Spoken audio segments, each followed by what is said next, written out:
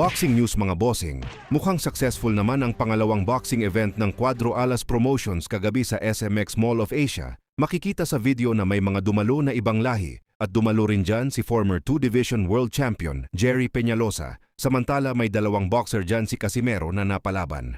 Una itong si Aubrey Silot, yun nga lang mga boss, hindi ito pinalad matapos matalo. By majority decision, kung tutuusin promotion po yan ni Casimero mga bossing, kaya pwedeng-pwede ipanalo ng mga hurado dahil sa puntos lang naman bahagyang lumamang ang kalaban at wala rin tayong nakikitang bagsakan. Kaya kapag ganyan mga bossing, pwedeng-pwede po yan ibigay ang panalo sa boxer ni Casimero. Pero siguro naging patas lang din ang mga hurado, kaya naging majority decision ang kanilang naging hatol sa salpukan na yan. Buti na lang nakabawi ang isang boxer ni Casimero na si Ruel Compuesto matapos niya makuha ang panalo by unanimous decision kontra kay Christian Tiburon. So congratulations sa Cuadro Alas Promotions. Samantala mga bossing John Riel Casimero muling hinamon ng salpukan ni Japanes. Mugicha Nakagawa, birada nga po nitong sinakagawa mga boss. Come on Casimero, come on!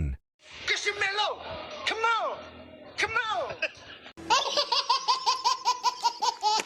Ayan mga boss, pinost nga po ito ni Doc J Boxing at mukhang sa Omega Boxing Gym Cebu, nag-iinsayo itong sinakagawa. Sa ngayon may kartada itong 32 wins, 20 KOs, may 11 talo. Malupit din sa talo. Bale 2 beses na niya hinamon si Casimero. Pero hindi ito pinapatulan ni Casimero mga boss. Baka pag nakarating kay Casimero ang hamon, masasabihan lang ito ni Casimero na supot at kailangan muna magpatuli bago lumaban sa kanya. Matatandaan na ganyan din ang naging sagot ni Casimero sa naghamon noon sa kanya ang bata ni Sean Gibbons na si Elijah Pierce. Sinabihan ito ni Casimero na supot pa at kailangan daw muna magpatuli. Hanggang sa matalo si Elijah Pierce by knockout kontra Lorenzo Parra, binugbog nga po itong si Pierce.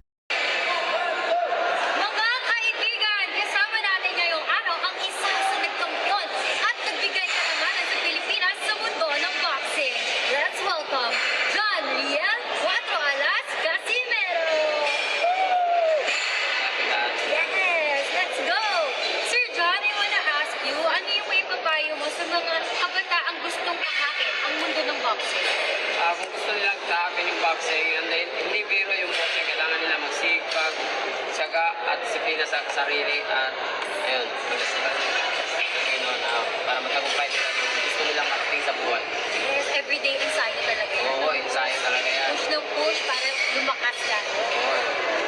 Ano naman yung message mo sa mga sumusuporta sa'yo?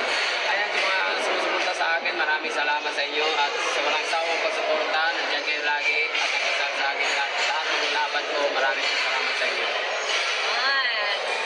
At para sa'yo, ano ang buenas moment?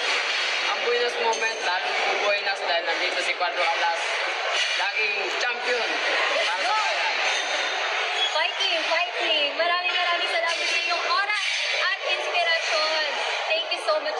Thank you, sir. Maraming salamat sa buenas. Let's go! Let's go!